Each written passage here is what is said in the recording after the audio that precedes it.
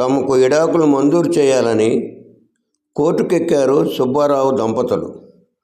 మీకు 3 పిల్లలు ఉన్నారు, విడాకులు తీసుకుంటే పిల్లల్ని ఎలా పంచుకుంటారు అని అడిగాడు జడ్జి గారు.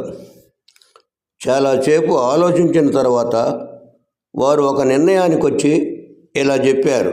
సరే సార్, మేము వచ్చే ఏడాది మరో బిడ్డతో వస్తాం, అప్పుడు మంజూరు చేయండి అని చెప్పి వెళ్ళారు. పాపం ఈసారి వాళ్లకు కవనలు పుట్టారు. శరత్, ఏరా భరత్, ఎప్పుడూ ఆఫీస్కి ఎర్లీగా వస్తావు, ఇంట్లో పని ఏం చేయవా? భరత్, చేయనురా భరత్, నా పెళ్ళయ్యాక ఒక్కరోజు కూడా నా భార్య వల్ల నాకు ప్రశాంతత లేదురా. నీ భార్య ఎంత మంచిదిరా?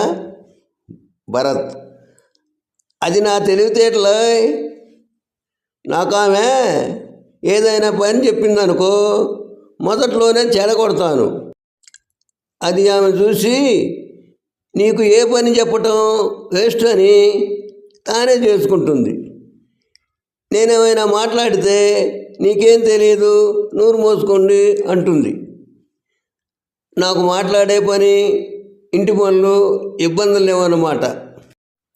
మేనేజర్, నీ కింద 100 మంది ఉంటారు, వాళ్ళందరితో పని చేయించగలగాలి. నీకేమైనా అనుభవం ఉందా? వెంకటేష్, 2 ఫేస్బుక్, 4-5 వాట్సాప్ గ్రూపులు అడ్మిన్గా ఉన్నాయి సార్, సరిపోతుందా?